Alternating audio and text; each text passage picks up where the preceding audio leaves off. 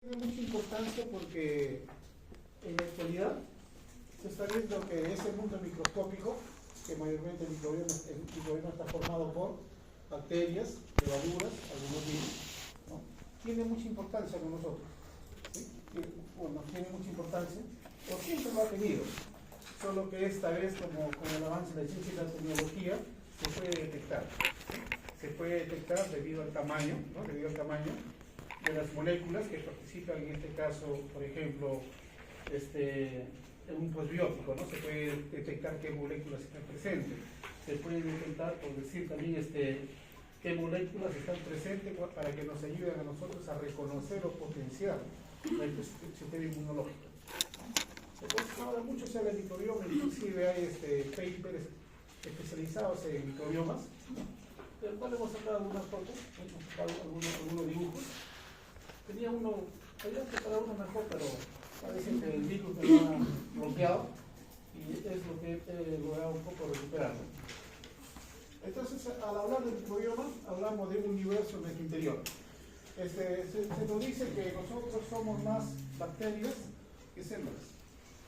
¿Sí? Somos más bacterias que células, ¿no? Nos dicen que hay 100 millones de células, ¿no? Y hay 100 millones más 10 o 10 veces más bacterias que células, ¿no? Entonces, desde ahí viene la importancia en el sentido también de que los microorganismos nos ayudan a nosotros, a hacer muchas actividades que hacemos en la vida. Por ejemplo, la preparación o la generación de algunas hormonas para hacer nuestras actividades diarias. Entonces vamos a comenzar. Entonces el microbioma humano, como lo dice ahí, lo constituyen los microorganismos que están presentes en nuestro organismo. ¿No? Pero en sí, ¿qué es un microbioma? ¿No? ¿Qué es un microbioma? ¿No? Porque también está el término lo que es la biota, ¿sí? Lo que es la biota. Algunos al microbioma hablan, es el conjunto total de genes presentes en un organismo, pero que provienen de organismos microscópicos, ¿no? Caso de la bacteria, caso de la levadura, ¿no? Pero para no ser tanto problema, simplemente decimos el microbioma es la totalidad de microorganismos presentes sobre o dentro el microorganismo, ¿sí? Sobre o dentro del microorganismo, ¿no? Ya después, si queremos ver, separar, es que cuando hablamos de sobre, bueno, tiene una determinada denominación. Cuando hablamos dentro, tiene otra determinada denominación, ¿no? Por ejemplo, ¿no? Cuando se es niño, muchos tienen piojos, ¿no? Hemos tenido piojos, ¿no?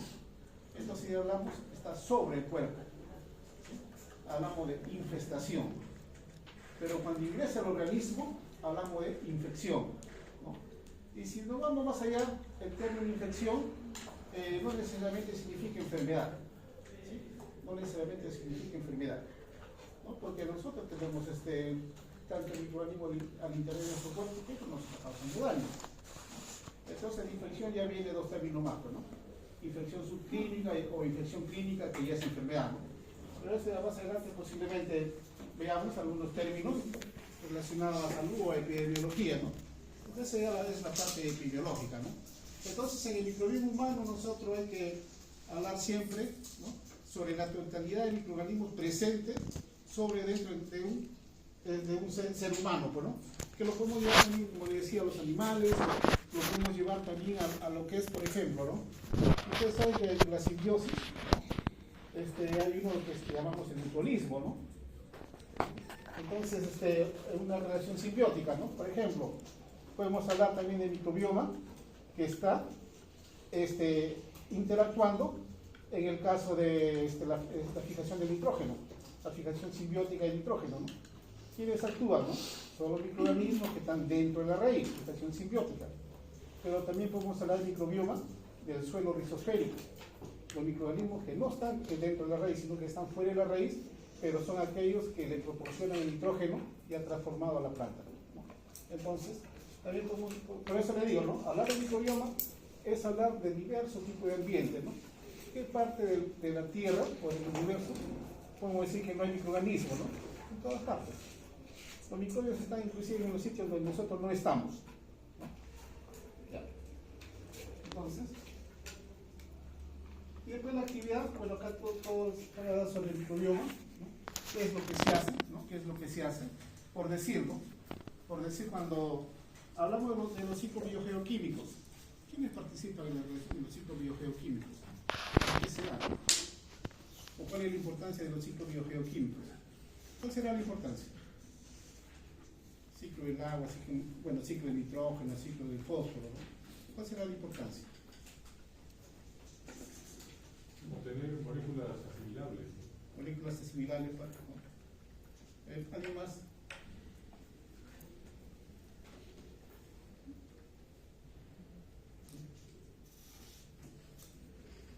¿Qué ciclos recuerdan? Aparte del fósforo, nitrógeno. Y el ciclo de carbono, también muy importante, ¿no? El ciclo de carbono, ¿no? Porque es todo un proceso, es toda una transformación que se da, ¿no? Y el carbono va a depender, ¿no? Como nosotros lo necesitemos. Y en una clase después vamos a hablar sobre las fuentes de energía, ¿no? Cómo el carbono lo necesitamos, ¿sí? Como inorgánicos o orgánicos, ¿no? Esa va a ser la siguiente clase, cómo necesitamos al carbono, ¿no? Entonces acá también el microbioma tiene mucha importancia en lo que son los ciclos biogeoquímicos. Y sin los ciclos biogeoquímicos no hay vida en la Tierra. Así de sencillo, ¿no? No hay vida en la Tierra, ¿no? Uno de los ciclos muy importantes es el ciclo del fósforo. Pero es un ciclo muy lento, ¿no? Pero se da. Y el fósforo para nosotros es muy importante, ¿no? ¿En qué molécula del organismo encontramos fósforo? Está presente fósforo. No como fósforo, sino como fosfato. Los ácidos nucleicos. Ácidos nucleicos. Los ácidos nucleicos, ¿no? El ácido fosfórico, ¿no? Entonces, el ciclo de fósforo es muy importante, ¿no? ¿Y quiénes se encargan de realizar ese proceso? Son los microorganismos, ¿no? Que son solubilizadores del fósforo, ¿no? Porque una cosa es el fósforo inorgánico y otra cosa es utilizarlo como fósforo orgánico. Entonces acá tenemos los conceptos de microbiotas y microbioma, ¿no? Anteriormente solamente hablábamos, o se hablaba, ¿no? De la flora bacteriana, ¿no? Se hablaba de la flora bacteriana, ¿cuál es la flora bacteriana de los seres vivos? Son todos los microorganismos que están sobre la piel, las mucosas y el intestino delgado. Por eso, ¿no? Hablamos, ¿no? Pero ahora el término ya se ha cambiado. Al hablar de microorganismos presentes en la flora, en la mucosa o sobre la piel y dentro del organismo, en los órganos, el microbioma. Pero si hablamos solamente en particular, ¿sí? Hablamos en particular, nos referimos solamente, por ejemplo, a los microorganismos presentes en el intestino, ¿no? Intestino grueso principalmente, ¿no? Porque los microorganismos están desde la boca hasta el final, ¿no? También, por ejemplo, podemos hablar de la importancia, ¿no? De los microorganismos durante el proceso del parto, ¿no? Que es muy diferente, son organismos del aparato genitourinario, ¿no? Que es muy diferente en hombres y mujeres, ¿no? Y la importancia que se está demostrando, ¿no? De la presencia, ¿no? Bueno, ahí se habla del tipo de parto, ¿no? Natural o cesárea, ¿no? La importancia del parto que se da durante la cesárea, ¿no? Donde hay una infección de microorganismos por parte del recién nacido, ¿no? Entonces los microbiotas son todos los microorganismos que están en un área definida, ¿no? Entonces acá hablamos de cavidades, por decir, ¿no? En la piel, ¿no? Bueno, la piel es una cavidad, ¿no? La piel es un hueco. O cavidad es igual que tracto, ¿no? Hueco. Hablamos de la piel, la boca, los oídos, la vagina, el tracto gastrointestinal, entre otros, ¿no? En cualquier parte que nosotros nos imaginemos de la piel. Y la microbiota, algunos la definen como el conjunto de genes, refiriéndose al total de microorganismos, ¿no? Otros le decimos microbioma, son los microorganismos presentes dentro o sobre un individuo, ¿sí? Sea animal o sea humano, ¿no? O cualquier otro tipo, ¿no? Y acá tenemos algunos ejemplos de microbioma o microbiota, en el que en algunas informaciones lo van a encontrar a veces como sinónimos, ¿sí? Ahí tenemos una serie de microorganismos, aunque están tan bonitos el microbio, pero bueno, ¿no? Tenemos microbios, tenemos virus, ¿sí? Y acá tenemos algunas, la composición de la microbiota en diferentes regiones. Por ejemplo, a nivel respiratorio, ¿no? ¿Qué tipo de microorganismos encontramos, ¿no? Encontramos actinobacterias, firmicutes, proteobacterias y bacteroidetes. Estos son los virus. Las bacterias se subdividen de acuerdo a la taxonomía en filum, no es una categoría superior, y de ahí ya vienen las clases, los órdenes, todo, ¿no? Entonces acá, por ejemplo, esto ya para no poner todos los tipos de microbios que están presentes, sino que lo que pertenecen a determinado filum, ¿no? Después tenemos a nivel de la boca, también tenemos casi lo mismo, ¿no? Los firmicutes, las proteobacterias, los tiroidetes, actinobacterias, fibrobacterias, ¿no? Entonces acá vamos a ver después cómo se lo van a ustedes a recordar. Y en la piel, ¿no? De la misma manera en la piel, y en el intestino también tenemos casi lo mismo, ¿no? Pero cuando nos referimos solamente al intestino grueso, ¿no? Porque a nivel del intestino o del aparato digestivo, la composición es diferente, dependiendo de dónde está. Por ejemplo, ¿no? A nivel del estómago encontramos más bacterias de tipo lácticas. Poquísimas, pero encontramos, debido al pH, ¿no? Porque ¿cuánto es el pH del estómago? 2. No, bueno, 2, ¿no? Pero es un pH ácido, ¿no? Muy ácido, ¿no? Entonces tiene que estar determinado tipo de microorganismos. En el estómago se dice que son poquísimos o casi nada de los microbios que hay. En la boca tenemos otro tipo de microorganismos, ¿no? Y son más que tienden a ser neutros, pH 7. Y en el intestino tenemos microorganismos que sobreviven a pH alcalinos, ¿no? 8.4. Y luego tenemos, por ejemplo, a nivel de vagina tenemos a los lactobacillus, ¿no? Pero este significa lactobacillus, ¿no? Es un grupo grande, ¿no? Y entre ellos hay uno que es típico, ¿no? Hay uno que es típico, ¿no? Y no solamente encontramos lactobacillus, ¿no? Bacterias, ¿no? También encontramos hongos. Bueno, en el caso de parasitosis es una infección, ¿sí? Porque ahí hay 3 tipos, ¿no? Infecciones: hongos, parásitos, bacterias. Y los lactobacillus, en este caso del tipo de lactobacillus Dolderley, es el que se encarga de mantener el pH, ¿no? El pH vaginal en 4 más o menos, para evitar. El pH vaginal 4 es un pH que nos indica que casi no hay patógenos presentes. El problema es cuando varía el pH, sube o baja, ese es el problema.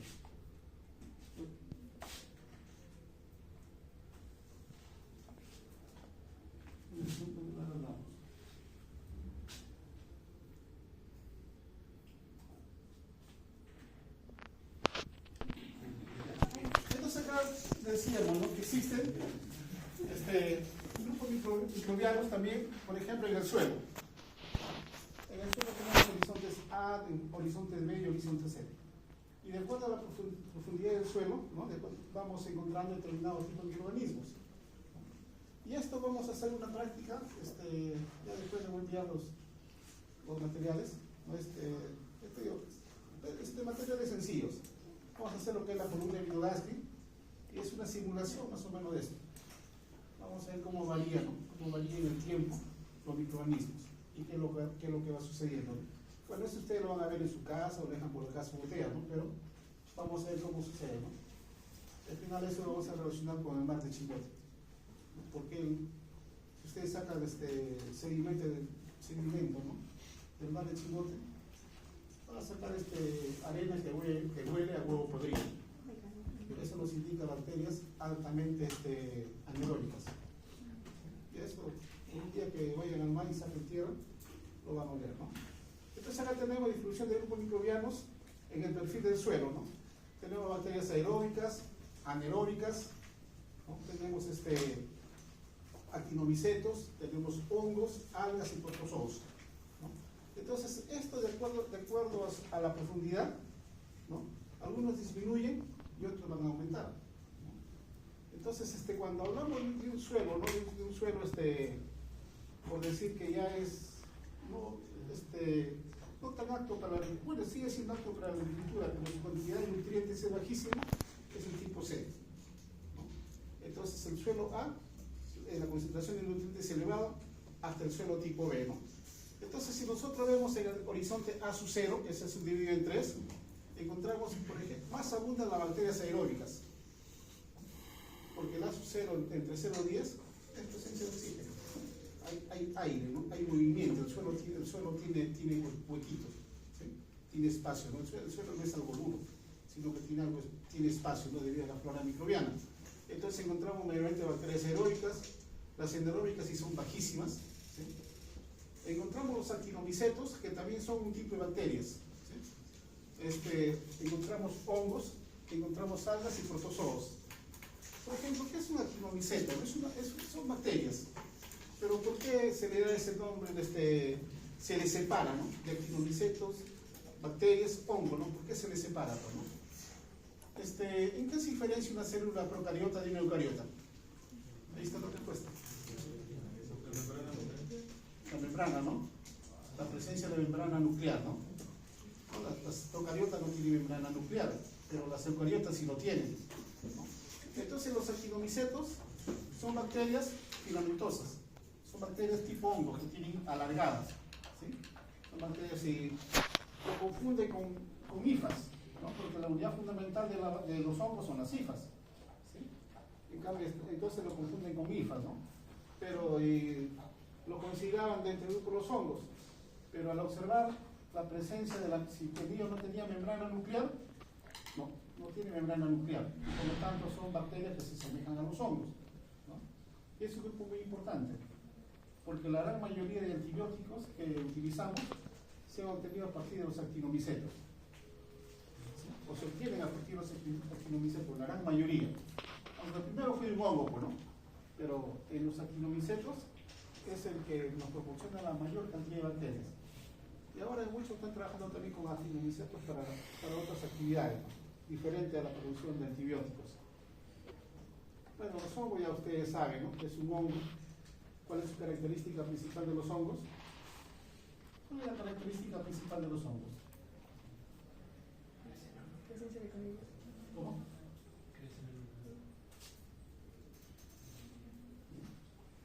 ¿Por qué se caracterizan los hongos? Porque antes decían que pertenecían al reino vegetal.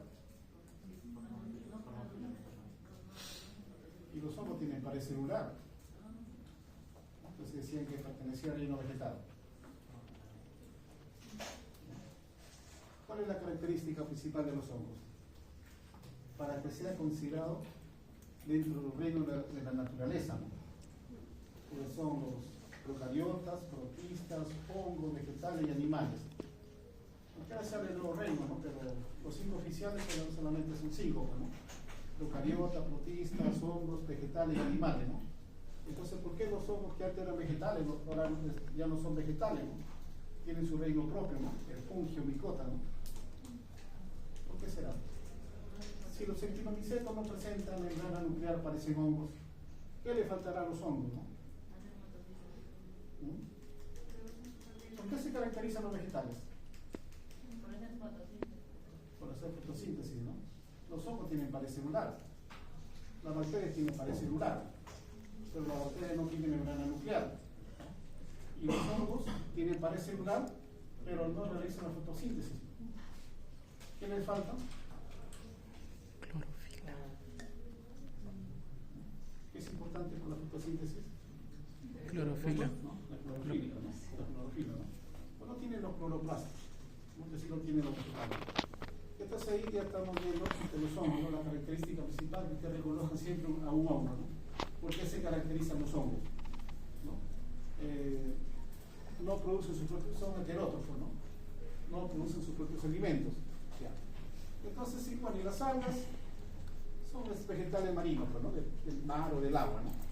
Y los protozoos, ahí podemos identificar algunos a los protistos, o también podemos clasificar entre el reino animal, ya dependiendo del tamaño, ¿sí? Dependiendo del tamaño, ¿no? Entonces en el horizonte 2 ya vemos, por ejemplo, las bacterias aeróbicas comienzan a disminuir, ¿no? Y comienzan a aumentar las bacterias anaeróbicas, los actinomicetos también se comienzan a aumentar y los hongos también aumentan, ¿no? Y después tenemos las algas y los protozoos, ¿no? Entonces los hongos mayormente son aeróbicos, son de microaerófilos a aeróbicos, ¿no? Acá podemos clasificarlo entre los microaerófilos, pues, y después vienen los aeróbicos, ¿no? Los microaerófilos, por ejemplo, decimos, ¿no? Son casi aerobios estrictos. Entonces los hongos vemos que comienzan a aumentar, ¿no? Porque conforme la profundidad, ¿no? Uno va más profundo, la cantidad de oxígeno va a disminuir, ¿no? Después ahí tenemos después en el A2, ¿no? Las aeróbicas siguen disminuyendo, en el B siguen disminuyendo y en el C, ¿no? También disminuyen en gran medida, ¿no? Porque en el C los nutrientes son más escasos. Ahí ya va a depender, ¿no? En el C la presencia de nutrientes, ¿no? Y los tipos de suelos, ¿no? Y las aeróbicas también comienzan, en el C comienzan a disminuir, ¿no? Pero en el B, donde la concentración de oxígeno es baja, ellos sí están en cantidades elevadas. Y los actinomicetos también comienzan a disminuir, y los hongos todos, ¿no? Los hongos, las algas y los protozoos, ¿no? Claro. Algunas funciones, los microorganismos cumplen algunas funciones en el suelo. Por ejemplo, tenemos recuperación y rehabilitación de suelos. Entonces, la rehabilitación de suelos, por ejemplo, o recuperar, ¿no? Recuperar, lo que se habla mucho de la bioremediación, ¿no? Recuperación de suelos. No solamente son microorganismos, que también hay plantas que se utilizan para bioremediación, ¿no? O la fitoremediación, pero los organismos se utilizan también en gran cantidad. En rehabilitación de suelos, por decir, ¿no? Agregarle lodos activados, ¿no? O lo que queda después de un proceso, de un determinado proceso, o generar, ¿no? O generar algunos nutrientes, ¿no? Un lodo activado es el conjunto de microbios que queda luego de un proceso. Por ejemplo, cuando producen cerveza, después de la fermentación, todo lo que queda en el fondo, lo que queda recuperable, son bacterias, levaduras. A eso se le llama lodo activado, ¿no? Porque en esa fermentación no solamente hay bacterias, hay levaduras, hay poca cantidad de bacterias, pero hay. Entonces se llama lodo activado, ¿no? Y eso se puede agregar al suelo para hacer un poco de rehabilitación de suelos, porque las bacterias cumplen un rol muy importante en lo que es suelo. Después también tenemos reducción de residuos peligrosos. Hay microorganismos, ¿no? Hay microorganismos, por ejemplo, que algunas sustancias tóxicas las convierten en no tóxicas. Y el ejemplo más común es el caso del cromo 6, ¿no? Valencia 6. El cromo en valencia 6 es un elemento químico que es tóxico para el ser humano, producto de lo que trabajan, lo que hacen baldes, ¿no? El cuero, lo que hacen baldes, no me refiero a baldes de plástico, sino el otro tipo de baldes que son de metal, ¿no? Se utiliza bastante cromo. Los trabajadores de la relojería utilizan bastante cromo. En las curtiembres, o en los cuchillos más que acá, utilizan bastante cromo. Y ese cromo que cuando se elimina es cromo 6, que es tóxico para el ser humano. Entonces los microorganismos lo pueden reducir a cromo 3, el cual es no tóxico para el ser humano, ¿no? Entonces, esa es otra importancia, ¿no? Después, control de plagas y enfermedades. Los microorganismos se utilizan mucho para controlar plagas y algunas enfermedades, ¿no? Después tenemos efecto de aireación, porosidad, capacidad de retención. Bueno, esto ya es, por ejemplo, en el suelo, efecto de aireación, porosidad, capacidad de retención de humedad y reducción de lixividad y nutrientes, ¿no? Hacer que el suelo, ¿no?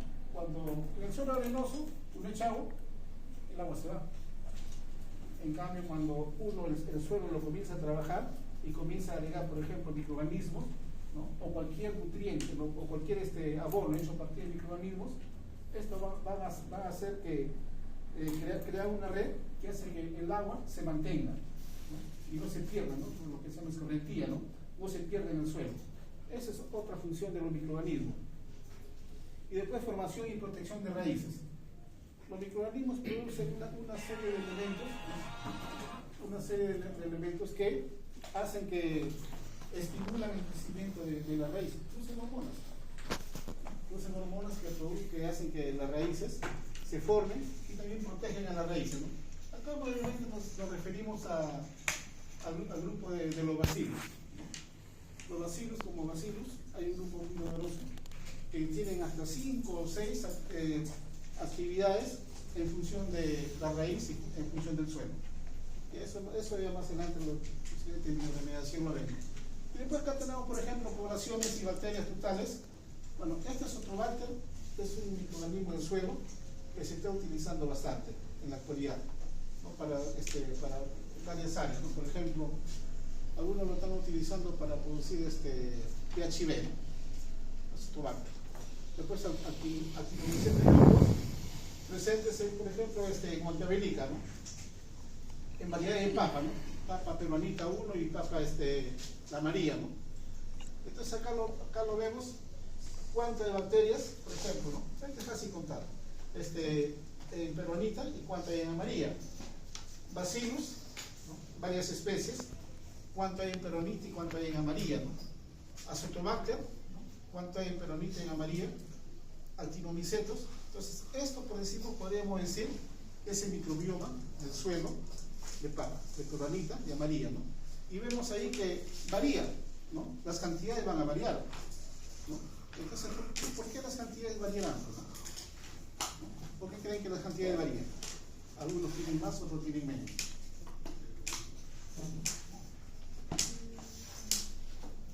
También tendría que verse el tipo de nutrición de nutriente que se le da, el abono que se le da. Porque la dieta juega un papel muy importante para que haya variación de bacterias en un determinado hábitat.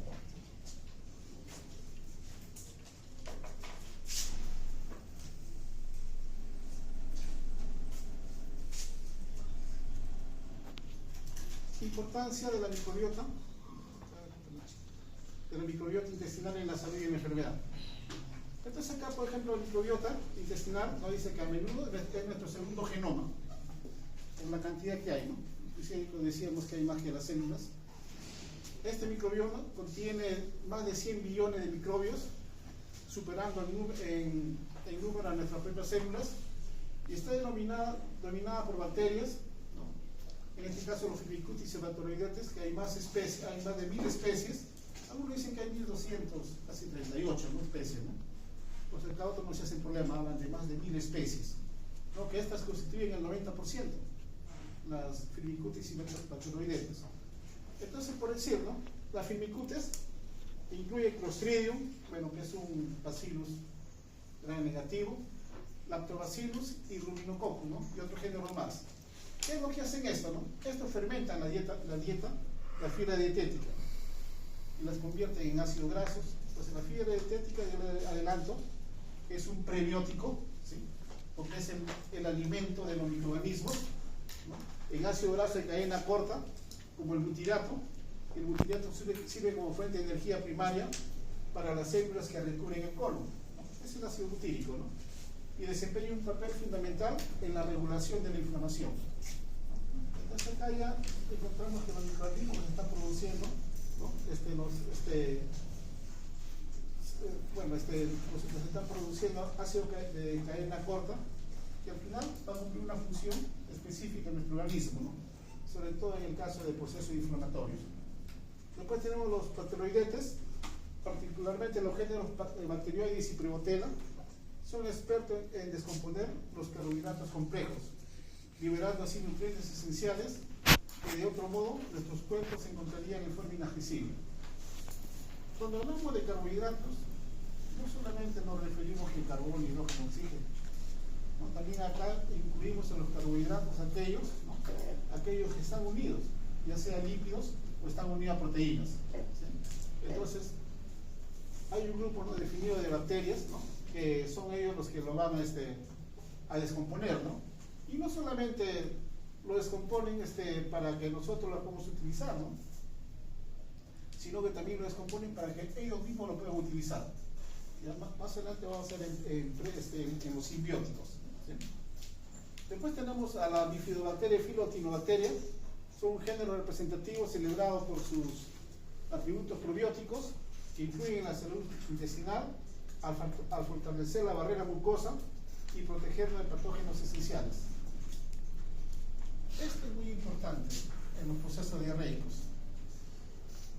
Porque cuando en el momento que la barrera mucosa es atravesada, ¿no?, o es eliminada, las personas comienzan a tener el problema de diarreas. Otro miembro, por ejemplo, tenemos en la familia, en el filo Totobacteria, incluye algunos patógenos oportunistas como ciertas especies de Escherichia y Salmonella, ¿no? Bueno, estos sí son patógenos para nosotros. Escherichia vive con nosotros, Salmonella no. También alberga cepas beneficiosas como el Dendroctonus rhizophagus, que puede metabolizar el ácido úrico en insectos para mantener el equilibrio de nitrógeno, lo que aclara la dualidad del entorno intestinal. Después tenemos otro filo, el Veromicrobia, aunque en cantidades más pequeñas, ha ganado gran atención para Herbacea mucinífera. Esta bacteria interactúa con la capa mucosa del intestino y desempeña un papel en su mantenimiento como en la salud intestinal en general.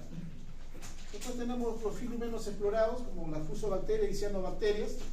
Mayormente este es en el mar, cianobacterias, aunque menores en términos de abundancia, contribuyen a la bondad de la microbiota intestinal y potencialmente desempeñan funciones aún por desempeñar, ¿no? A veces nos va a confundir hablar de Firmicutes, Lactobacillus, ¿no? Por eso mayormente nosotros cuando hablamos de esto hablamos ya con nombre propio de la bacteria, ¿no? O decimos la función que cumple, ¿no? Por ejemplo, hablamos de bacteria láctica, ¿no? Ahí sabemos a qué género nos referimos, ¿no? Porque esto es hablar de es hablar de un bulbo, ¿no? Solo que acá está reducido. Después tenemos el caso de los prebióticos, probióticos, simbióticos y posbióticos, ¿sí? ¿No? Cuatro que al final todos tienen relación entre sí, ¿no? Acá había puesto más dibujitos, pero no se ha pegado, ¿no? Habían puesto más dibujitos, inclusive los prebióticos lo había ampliado mucho más. Entonces voy a volver a pasar, ¿no? Ya. Esta es una definición más antigua. Entonces, el término prebiótico es de origen griego, significa para la vida, ¿no? Cuando hablamos de probiótico, para la vida, ¿no? Y en la actualidad nos referimos a probióticos a un conjunto de microorganismos, ¿no? Conjunto de microorganismos que nos ayudan, ¿no? Que nos ayudan a nosotros, ¿no? O que nos ayudan a tener una vida más saludable aparentemente, ¿no? Por ejemplo, los probióticos son bacterias que nos ayudan a nosotros a generar, por decir, ciertas vitaminas, a generar ciertos metabolitos que son importantes, ¿no? Que son importantes en sí para que nosotros podamos realizar nuestras actividades. Después tenemos los prebióticos. Se me ha borrado. Tenía varias láminas, pero esa lámina se la voy a mandar. Ya, Después tenemos los prebióticos. Los prebióticos, si lo queremos resumir, son los nutrientes en los cuales los probióticos necesitan para hacer sus actividades, ¿no? Necesitan para hacer sus actividades. ¿Cuál es la característica principal de los prebióticos propios de nosotros? ¿Sí? Es que ellos se alimentan de los desechos que nosotros le damos. Que ellos no compiten con nosotros por los nutrientes, más que todo por la ubicación, que están en el colon, ¿sí? No compiten con nosotros por el nutriente, porque es muy diferente a un parásito. El parásito sí compite con nosotros por el nutriente, pero los probióticos no. Los probióticos se alimentan ¿no? Se alimentan entre comillas, de los desechos que nosotros le damos. Por decir, en los vegetales al poseer pared celular, nosotros la pared celular no la podemos metabolizar, ¿sí? No la podemos metabolizar, porque no tenemos la enzima celulasa para poder metabolizar la pared celular, o los carbohidratos que están en la pared celular, ¿no? Entonces, para nosotros, lo que es pared celular, lo mordemos, sale todo, lo rompemos, la célula, y salen los nutrientes que están dentro de la célula. Pero lo que es pared celular, se va a eliminar. Entonces, esa pared celular es la que van a utilizar, por decirlo, los probióticos. Se van a nutrir, entonces, pero ellos nos van a proporcionar cierto metabolito de interés. Decíamos en la clase anterior, por decir, en el caso de las vitaminas, ¿no? La vitamina K, que es muy necesario para nosotros, pero nosotros no lo podemos, no lo producimos, ¿sí? No lo producimos. Entonces la vitamina K, que es una semiquinona, ¿no? Esa vitamina K, nosotros tenemos que obtenerlo de alguien. ¿Y de quién lo obtenemos? De vegetales o de nuestros propios microorganismos, ¿no? Entonces, esa es la función, por eso hablamos de simbiosis, ¿no? Se habla de simbiosis entre el ser humano y los probióticos, porque los probióticos se van a alimentar, van a estimular nuestro sistema inmunitario, ¿no? Y se alimentan, pero no compiten, debo decirlo, no compiten con nosotros por el nutriente. El parásito, lo voy a decir, es el que compite. Parásito es junto al nutriente, ¿sí? En cambio los probióticos no, pero sí nos generan mucho metabolismo de interés. En cambio, los prebióticos, como decimos, ¿no? Los prebióticos, estos son los nutrientes que nosotros le damos, ¿no? Y en la actualidad, en la actualidad, por decir, ¿no? Nosotros consumimos prebióticos. Y algunos, por ejemplo, los prebióticos, una de las funciones del prebiótico en nosotros es regular el tránsito intestinal, hacer que la digestión sea mucho más lenta. Por ejemplo, al consumir avena, ¿no? Bueno, muchos consideran que la avena es mejor consumir lo que cualquier otro nutriente en el alimento. Porque primero, porque es un prebiótico, regula el tránsito intestinal y hace limpieza, ¿no? A nivel de la grasa que tenemos a nivel del intestino, ¿no? Hace una limpieza intestinal, nuestras células están más limpias, ¿no? Entonces, ahí tenemos un prebiótico, por decirlo, la avena. Prebióticos tenemos los salvados de trigo. Prebióticos tenemos bastante galletas que ustedes compran, ¿no? Galletas vegetales. Que tienen fibra, ¿no? Que tienen fibra vegetales, ¿no? Esos son prebióticos, ¿no? Y los prebióticos también, por ejemplo, claro, como dicen, ¿no? Sirven para producir metabolitos beneficiosos, como en este caso los ácidos grasos de cadena corta, ¿no? A partir de las fibras dietéticas, incluidos el butirato, acetato y propionato, ¿no? Y ya decíamos hace un momento que el butirato es importante para procesos de inflamación. Y luego de esto tenemos el término simbiótico, ¿no? Sabe confundir el término simbiótico, ¿no? Eso ya viene de simbiosis, ¿no? La unión de dos. Tenemos el término simbiótico. Entonces, en el caso de los simbióticos, esto ya se refiere, ¿no? Se refiere a la acción de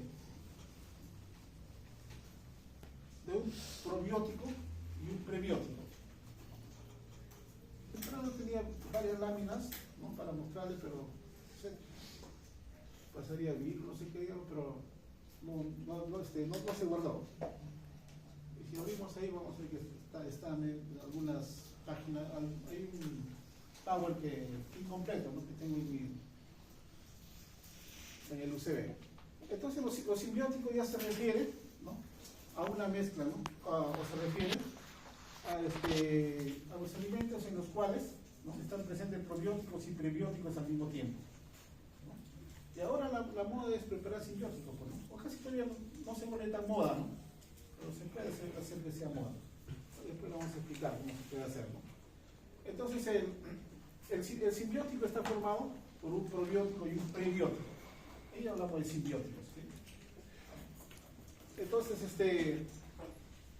¿y por qué se hablaba de simbióticos y prebióticos, ¿no? Porque normalmente nosotros consumimos fibras vegetales, ¿no? Prebióticos para nuestras bacterias. Consumimos probióticos. Entonces, es algo normal, es algo que siempre ocurre, o casi siempre ocurre, ¿no? Pero también el término simbiótico se refiere colocar tanto probióticos y prebióticos, pero esto debe tener una acción sinérgica. ¿Qué quiere decir una acción sinérgica? Cuando yo tengo un probiótico, y un prebiótico, dejamos que cada uno cumpla su función. Cuando hablamos de acción sinérgica es potenciar la función tanto del probiótico y el prebiótico. La acción sinérgica se refiere a obtener mayores resultados que cuando hablamos de cada uno por sí solo. Esa es sinergia, obtener mayores resultados. Por eso ahora uno puede encontrar en el mercado bastantes productos que son simbióticos, ¿sí? Bastantes productos que son simbióticos. Simbiótico de acción sinérgica o simbiótico de acción clásica, ¿no? En el cual el microorganismo no se va a nutrir tanto del prebiótico, sino que el prebiótico que viene en el simbiótico, ese prebiótico es para nuestras bacterias. En cambio, cuando hay acción sinérgica, viene el probiótico con el prebiótico, ambos se van a complementar. El probiótico utiliza al prebiótico, pero también nuestras bacterias utilizan al prebiótico. Entonces, ahí nos referimos como acción sinérgica.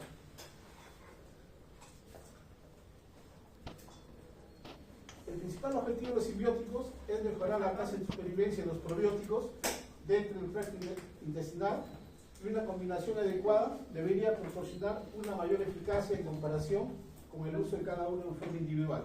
Pero cuando nos referimos a acción sinérgica, ambos juntos deben generar mejores resultados que ambos por separado. Bien. Y después tenemos el término posbiótico, ¿no?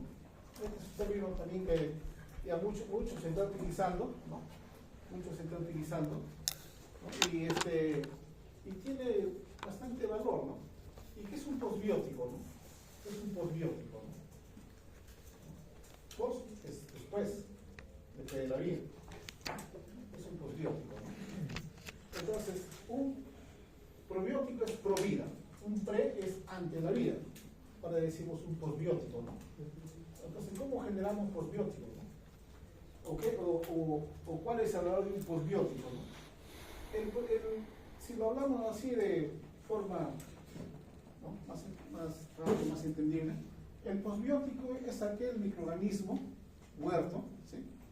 ¿No? Muerto, que va a liberar dentro del organismo sus componentes, ¿sí?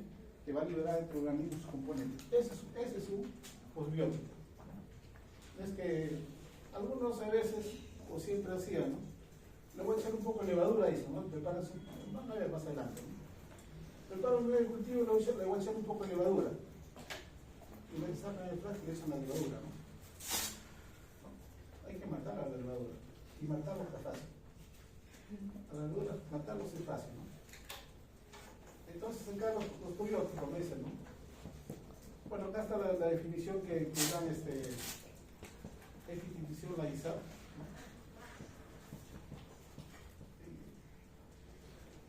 Este está paralelo todo. Pero en cristiano, un posbiótico es aquel microorganismo, ¿no? Muerto, del cual se van a obtener sus componentes. Todos sus metabolitos que tienen al interior. Con el dibujito lo vamos a ver. Bien. Acá tenemos el caso, ¿no? De posbióticos.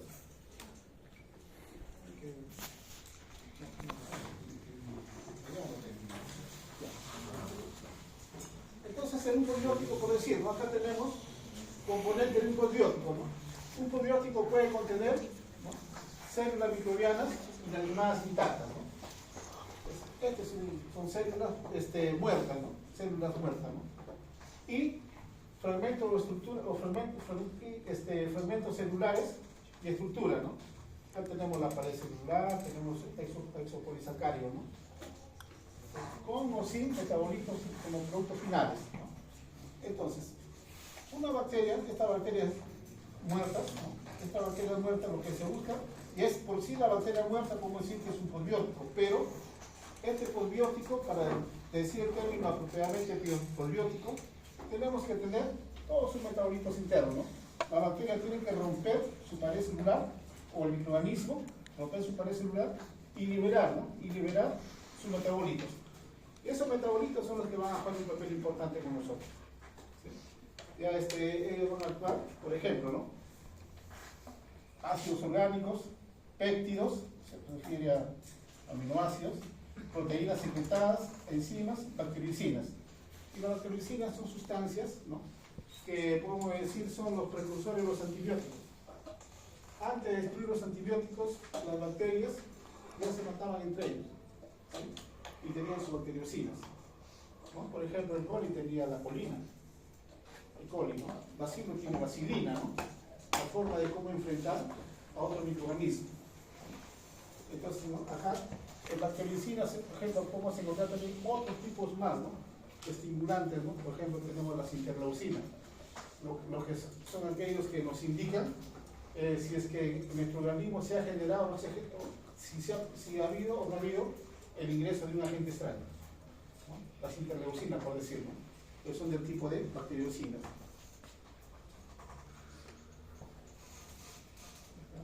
Bueno, acá tenemos alimentos prebióticos y microbios prebióticos, ¿no?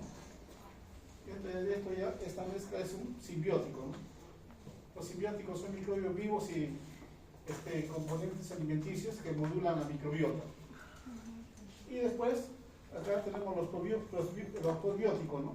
Son microorganismos inanimados y sus componentes, ¿no? Y sus múltiples componentes que ellos tienen. Y ahí tenemos otra gráfica más, ¿no? De los posbióticos que pueden ser bacterias, hongos, ¿no? Y entre estos posbióticos ellos que modulan, ¿no? Modulan la microbiota intestinal y nos van a producir beneficios. Ejemplos de algunos posbióticos, ¿no? Por ejemplo, esto, en inglés, ¿qué sería? Celulares, short, chain,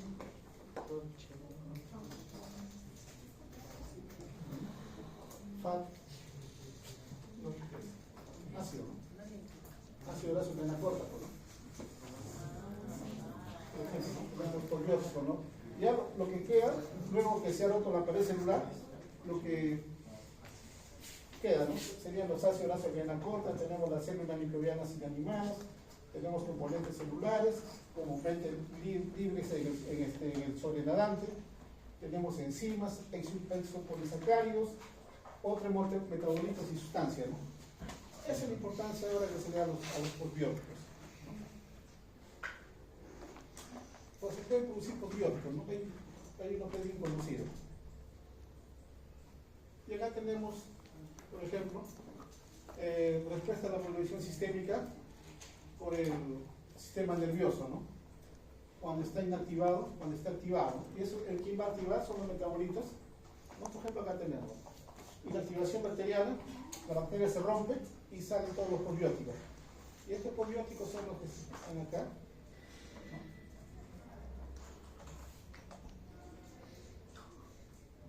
Y acá tenemos, ¿no? Todos los posbióticos. Y estos posbióticos,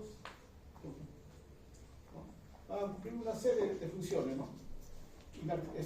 Modular la respuesta sistémica, el sistema nervioso, modulación del sistema inmunológico, un estado inactivado, un estado activado.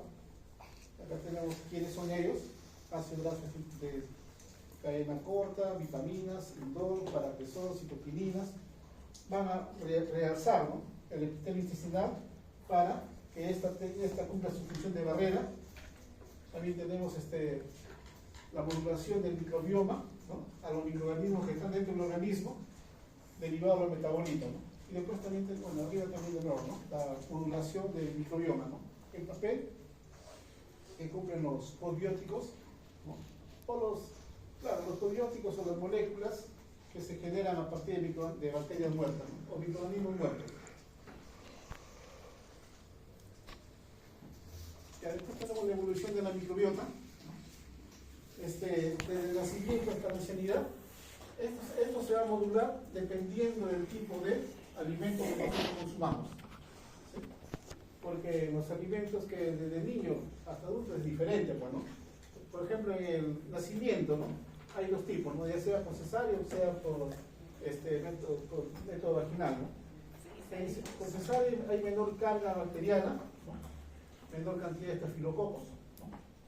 Porque los estafilococos están sobre la piel y mucosas, están sobre la piel y mucosa, ¿no? Imaginar, tenemos mayor carga microbiana o bacteriana. Ahí tenemos el lactobacillus y tenemos a Prevotella. Después tenemos en el tiempo de la lactancia, ¿no? Hay dos tipos, ¿no? Ya sea que la mamá lo va a lactar o ya sea mediante fórmula, ¿no? Y ahí los microorganismos son diferentes, ¿no? Bifidobacterium y lactobacillus son dos microorganismos considerados probióticos. De acá, en fórmula, ¿no? Bueno, el coli no debe ir, ¿no? Pero a veces lo ponen porque hay se dice, ¿no? De que hay un riesgo de contaminación, ¿no? Hay un riesgo, ¿no? Pero normalmente estos no deben estar, ¿no? Pero por riesgo de contaminación se les considera, ¿no? Entonces tenemos bacteroides, ¿no? Dependiendo del tipo de nutriente que tenga, y después del tipo de nutriente ya tenemos un virus, ¿no? Virus diferentes, ¿no? Tenemos virus diferentes o grupos bacterianos diferentes. Bueno, en la infancia también, ¿no? Depende qué nutrientes se le da. Después tenemos en la adultez, ¿no? En la dieta a veces nos dan antibióticos, ¿no? Que nos pueden producir ciertas enfermedades. Y en caso, ¿no? Por ejemplo, hay pruebas para determinar la presencia de antibióticos en la leche de vaca, ¿no? Hay pruebas para hacerlo, ¿no? Y es parte, son de pruebas con el antibiograma, pues, ¿no? Si hay o no hay antibióticos, ¿no? Por eso o también, por ejemplo, en la dieta, ¿no? Consumir una dieta que presente bacteroides, clostridium y tantos microbios más. Y en la ancianidad también va a disminuir.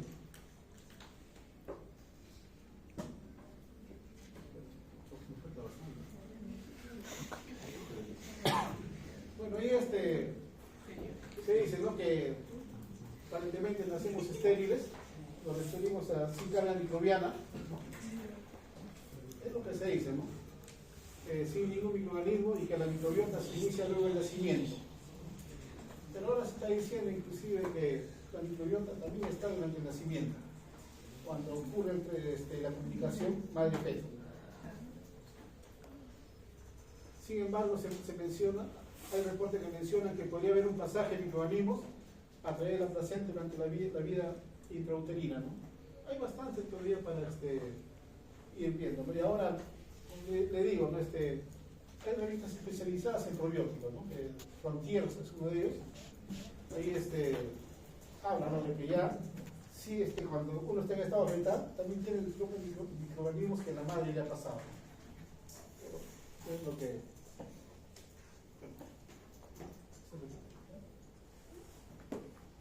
pero acá hay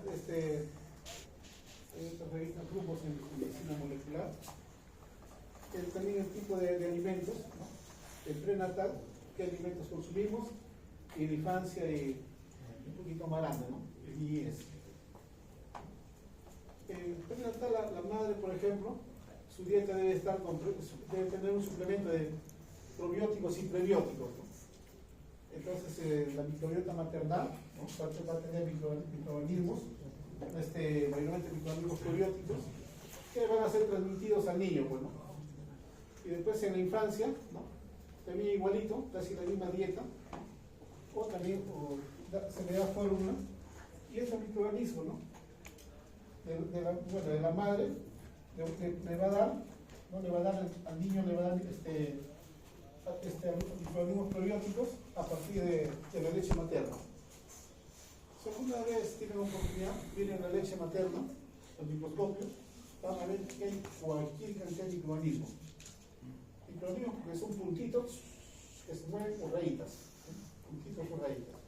Las rayitas son los bacilos, ¿no? Tiene mucha carga microbiana, ¿no?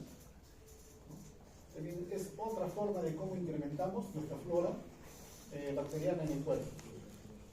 De cómo van y se ubican en su sitio, bueno, ese es otro tema que en algún momento lo solucionarán, ¿no? Pero es otra forma de incrementar la carga microbiana, ¿no?, en el cuerpo del niño, ¿no? Por ejemplo, ahí dice, ¿no?, inclusive, ¿no?, va hasta el cerebro, ¿no?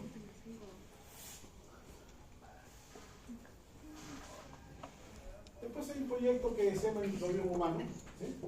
El microbioma humano. Saber qué microbios, así como un proyecto de genoma humano, saber qué microbios, con cuántos microbios contamos. Así como con el genoma humano se sabe cuántos genes hay, o tenemos, con el proyecto de microbioma humano, es saber con cuántos tipos de microorganismos contamos. Pero estos se toman con muestras en diferentes estadios, ¿no? Porque de acuerdo a la dieta, cambian los microbios. Entonces se va a tomar de acuerdo al tipo de dieta también, por muestras. Los genes, por ejemplo, el genoma humano, ¿no? Los genes cambian de forma de acuerdo a nuestro modo de estar. Cuando uno está molesto, tiene un tipo de genes, hay predominio de unos genes. Estás triste, hay predominio de otro, ¿no? Entonces se toma en ese momento, ¿no? Se le da varias situaciones a la persona y se ve, ¿no?, qué tipo de genes tiene. Y bueno, eso es importante, ¿no?, porque después van a saber cómo controlarlo, ¿no? O posiblemente más adelante, ¿no?, vamos a ver para que siempre estés molesta, ¿no?, que te pueden dar en la comida, ¿no?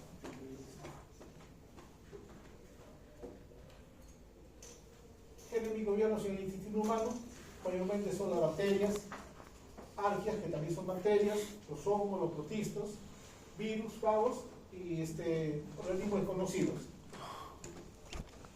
Y acá tenemos la flora bacteriana del intestino, ¿sí? Por por ejemplo, en el esófago, ¿no? La cantidad es de 10 a la 4 a 10 a la 6. Pero ese esófago solamente es una vía de tránsito. Aunque tiene algunas contracciones que se dice que en esas contracciones o esas movilizaciones que tiene, ¿sí? Ahí también está un microorganismo, ¿no? Pero otros dicen que no, son de tránsito y la carga de microbiana es baja, casi no hay. Después tenemos el estómago, ¿no? Menor a 10 a las 4, ¿no? Es por la cuestión de la acidez, ¿no? Por la cuestión de la acidez. ¿Y quiénes encontramos en el estómago? ¿No? Streptococcus, Lactobacillus, Estafilococo y el Helicobacter pylori, ¿no? Bueno, el Helicobacter pylori es casi un habitante normal del estómago, pero ellos cumplen una función o nos causan daños cuando, ¿no? Tenemos el problema del recubrimiento intestinal del estómago, es como si está debilitado o está bajo, ¿no? Entonces es ahí cuando ellos son los que causan úlceras, Helicobacter pylori. Hace poco envié un artículo sobre eso, pero ustedes no estaban en el grupo. Voy a buscar sobre cómo hicieron para descubrir el Helicobacter pylori, ¿no? Porque una persona postulaba, ¿no? Una persona decía, ¿no? Que el que causa las úlceras es el Helicobacter pylori. Y la mayoría de gastroenterólogos decía que no, ¿no? Decía, no, decía. ¿Y qué hizo él? Un tipo Carrión, se tomó un cóctel con el Helicobacter pylori. Primero se hizo el análisis, ¿no? De que su estómago estaba bien, ¿no? Luego tomó el cóctel y comencé a tener úlceras gastrointestinales, ¿no? Entonces, y ahí se demostró, ¿no? Que el Helicobacter pylori es el causante de las úlceras.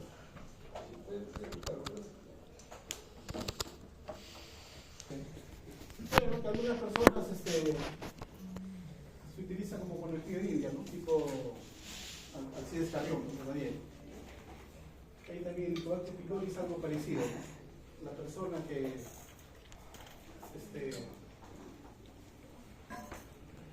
se infectó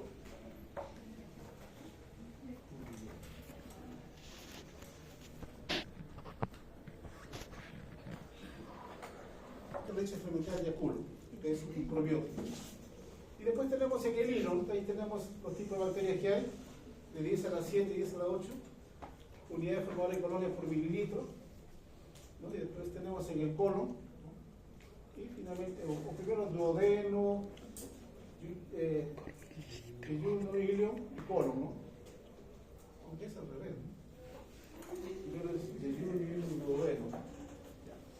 Acá tenemos en la flora la microbiota del intestino grueso y delgado, ¿no? Por ahí justamente se toda la boca. Y acá hay unos microorganismos que están presentes en la microbiota intestinal, por ejemplo, especies raras, que casi no deben haber, Streptococcus, E. coli. E. coli, bueno, está en el intestino grueso, ¿no? Está en el intestino grueso, por acá que es E. coli. Enterobacteriáceas, salmonella, shigella, pero estos no causan problemas. Ahí tenemos las especies predominantes, Clostridium. El intestino grueso es un ambiente anaeróbico, Eubacterium, Fecalibacterium, Bacteroides, Bifidobacterium, que es un probiótico. Y algunas especies transitorias, ¿no? Que están de pasada, ¿no? O que se eliminan, ¿no? Por el exceso. Levaduras y bacterias lácticas.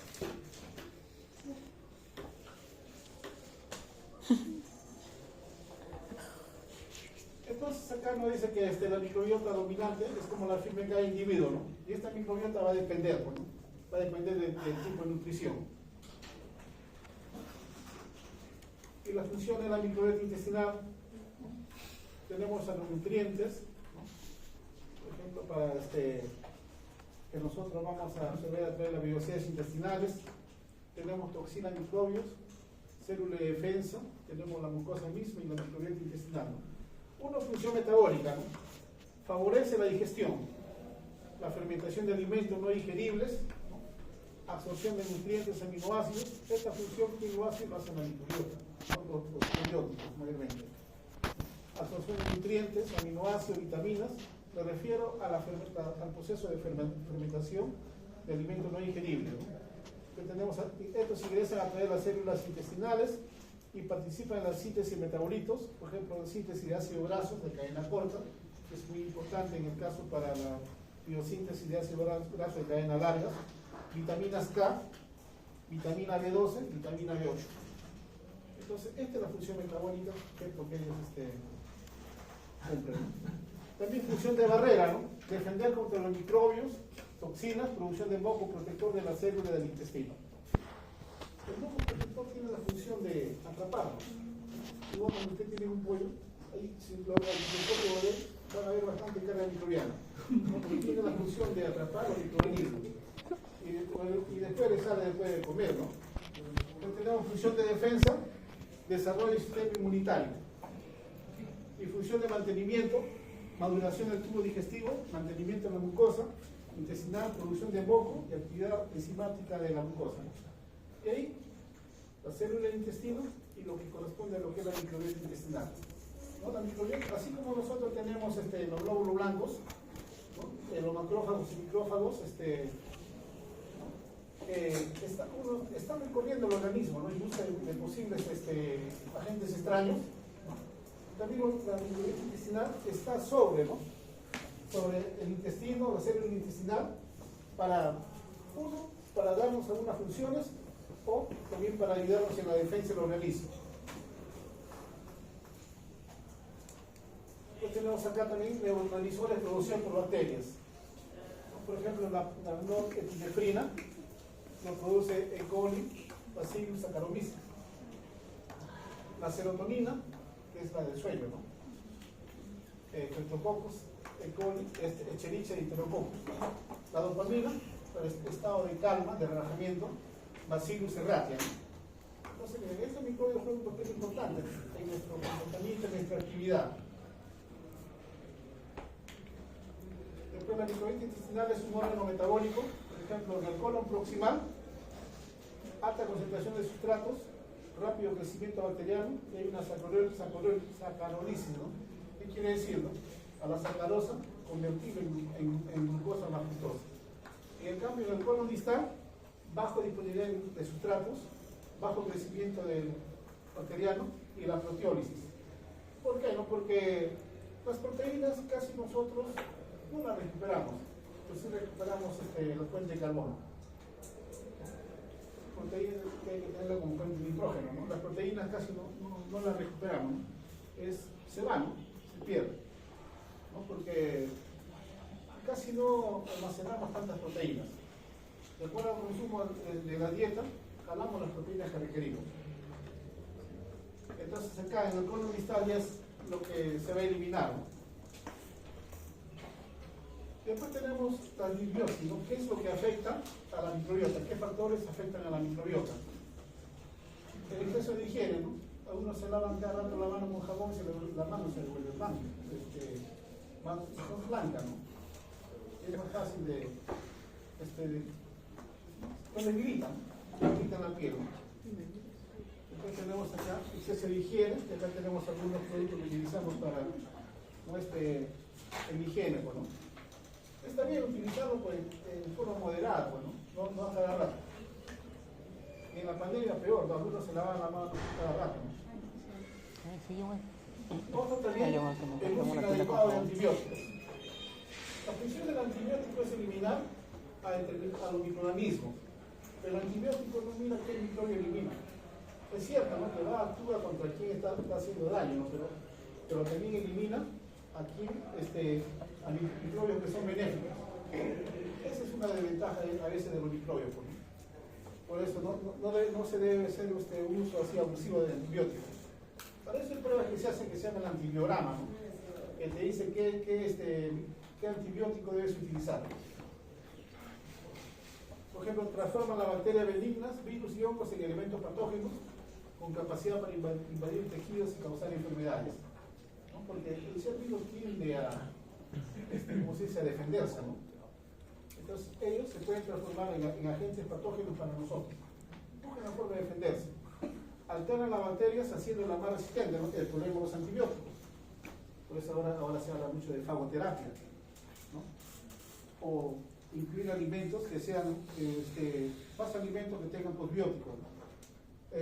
incluso resistentes incluso ellos mismos, de tal manera que la industria tiene que crear antibióticos más potentes. Ese es el problema, ¿no? Estamos en cuarta generación de antibióticos que a las personas nos hacen daño, ¿no? Ya sea hará positivo vancomicinas o las NPK para los gram negativos. Antibióticos de última generación pueden provocar cambios duraderos en la microbiota, pues son muy potentes. Sí a los antibióticos, pero cuando sea necesario, bueno, cualquier receta. Otros factores, tenemos antiácidos, antidepresivos, ¿no? En el caso de los antidepresivos, mayormente aumenta la carga viral con los antidepresivos. Pues tenemos otros, la benzodiazepina, quimioterápicos. Quimioterápicos significa antibióticos más antimicrobianos que no son de origen animal, o no son de origen biológico. Tenemos el alcohol, tenemos hormonas, anticonceptivos, analgésicos y corticoides, ¿no? El problema es ¿no? que no son consumidos de manera permanente y por tiempo prolongado, ¿no? Pues la gente a veces mucho consume, se siente mal y creen que se van a curar. Otros factores que afectan a la microbiótica está la contaminación electromagnética. El cuerpo humano en movimiento es mínimamente afectado, pero el efecto es mayor en horas de sueño, ¿no? Porque hay un intercambio en la hora de sueño. Es lo que llamamos en la hora de sueño, nuestro cuerpo llega a un estado en el cual ¿cómo decimos? Se descarga, ¿no? Hay que usar el término se descarga para después volver a cargarse durante el día. Es lo que llamamos el metabolismo basal. El cuerpo debe tener las cantidades mínimas necesarias para poder mantenerse, ¿sí? Ya después con el desayuno, el alimento, vuelves a aumentar tu energía, ¿no? Claro. Pero acá cuando está disminuyendo, ¿no? Todos los metabolitos necesarios, la glucosa debe estar entre 110, 70, 110, cuando uno duerme, ¿no? Decimos el basal, ¿no? Y así por el estilo también otro metabolito, ¿no? Pero esto, está bajando, baja las defensas, pero la contaminación electromagnética va a alterar esa defensa, ¿no? Entonces afecta más en hora de sueño que cuando uno está despierto. El cerebro, el corazón y el intestino son los órganos más sensibles a esta contaminación y todas las estructuras celulares vivas mantienen una diferencia de potencial eléctrico que las hace sensibles a corrientes inducidas desde el exterior, ¿no? Es lo que le decimos, ¿no? Baja, ¿no?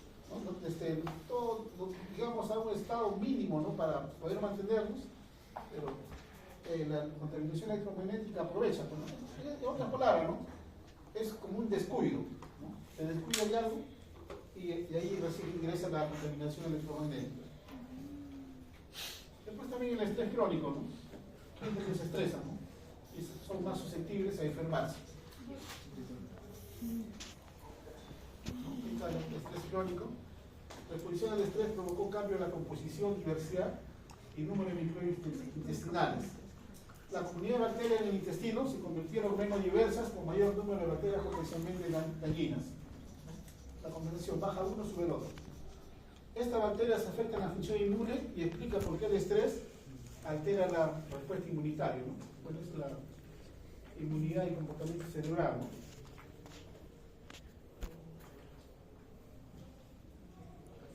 Factores que afectan a la microbiota, la dieta, ¿no? Alta en grasas y disminución de bifidobacterias. Una dieta vegetariana, disminución de E. coli, ¿no? E. coli si nos referimos a E. coli que está en el intestino, ¿no? es bueno, ¿no? No E. coli que pasa por la boca. Una dieta vegetariana, disminución de E. coli, ¿no? Azúcares refinados, aumenta el clostridium perfringens y clostridium difficile. Entonces también, ¿no? Por eso se habla de dietas equilibradas, ¿no? 50-30-20, ¿no? 50 de carbohidratos, 30 de grasas y 20% de proteína, ¿no? Esa es la dieta equilibrada. Y ahí tenemos dieta alta en grasa de azúcar. Y acá tenemos un columpio, aumenta los macronutrientes y disminuye el glucógeno. Y esto causa disbiosis en los ácidos grasos de cadena corta, hay mayor energía adicional como consecuencia de la fermentación de fuente de hidrato de carbono, acumulación de grasa y obesidad. Cuando aumentan los fibricultes, ¿no? Entonces, hay una regulación, ¿no? Hay una regulación, por eso ya está medido en base de dieta, ¿no? 50, 30, 20. Y ahí tenemos a dos artistas, ¿no? Las personas obesas tienen más fibricultes y poco bacteroidetes. Alimento más alto en grasa, ¿no? Bueno, actuar sobre la microbiota, existen 5 formas de actuar sobre el equilibrio de las microbiotas, cada una tiene sus propias especificidades. Los probióticos, los prebióticos, los simbióticos, la alimentación y el trasplante fecal. El trasplante fecal significa agregar carga microbiana, ¿no? A través de sondas al intestino. Esto se hacía por los años 20, después se dejó por los antibióticos. ¿Cómo se puede modificar, ¿no? La microbiota, tipo de estrategias, modulan la microbiota existente y añaden nuevos microorganismos, ¿no? Por ejemplo, una dieta personalizada. Cambios en la dieta modifican la microbiota de forma temporal. Se podrá personalizar para conseguir cambios permanentes. Cada uno tiene de acuerdo su dieta. Y los probióticos, ingestión de bacterias vivas en el futuro, nuevos microorganismos, podrán depredar bacterias patógenas o cortar moléculas bioactivas. Entonces, acá la importancia del microorganismo en mantener la salud. Los antibióticos se debe pasar del uso indiscriminado que altera la microbiota a un uso personalizado basado en cada microbiota y su resistencia, ¿no? Volver a lo que siempre se debió hacer con los antibióticos, hacer los antibiogramas, es decir, tal antibiótico es el que debes usar, no usar uno de segunda o tercera generación cuando nunca tuviste una infección. A eso se refiere, ¿no? A un uso personalizado, ¿no? Y los antibiogramas son personalizados. Los probióticos, nutrientes no digeribles por el sistema digestivo humano, pero que estimulan y favorecen el crecimiento y la actividad de las bacterias intestinales, ¿no? En otras palabras, ¿no? Esos son los nutrientes para nuestro microbio. Y después trasplante de microbiota, ¿no? Se puede sustituir la microbiota intestinal de un enfermo por la de donantes sanos, cultivos controlados o autotrasplante, ¿no? Y después tenemos a los simbióticos, ingerir un microorganismo simbiótico junto con un carbohidrato prebiótico para obtener un beneficio nutricional. Ya se vende bastante. Ahí, en mi web, estoy armando ahí he puesto varios simbióticos. Acá lo había puesto, pero se borró. Métodos para modificar la microbiota intestinal, ¿no? Y después tenemos acá el árbol filogenético de la vida, ¿no? En el cual se trata de descubrir, ¿no? De dónde venimos. Entonces acá tenemos aparentemente, ¿no? Luke es el último ancestro universal común. En este árbol de la vida comenzamos con 3 dominios: las bacterias, las arqueas y las eucarias, ¿no? Las bacterias y las arqueas son los procariotas, ¿no? Son los procariotas, son las bacterias. Y las células procariotas. Y las eucarias son las células eucariotas, ¿no? Con sus 4 reinos. Entonces acá se destacan algunos microorganismos modelos como el Luca, ¿no? Y este es el que es lo último aparentemente encontrado, y sobre este se trata de decir, ¿no? De dónde venimos. Y ahí tenemos, ¿no? Cómo ha ido, o van armando el rompecabezas, ¿no? Ojalá algún día bajen, ¿no? Aunque, bueno, lo que creemos en la creación, lo miramos, ¿no? Entonces, ahí tengo ahí en el Word, ahí tengo estaba haciendo un Word todo esto, con más dibujos, y después se los paso. Y de acá también lo voy a arreglar, como te digo, había puesto más información, ¿no? Y si regresamos aquí.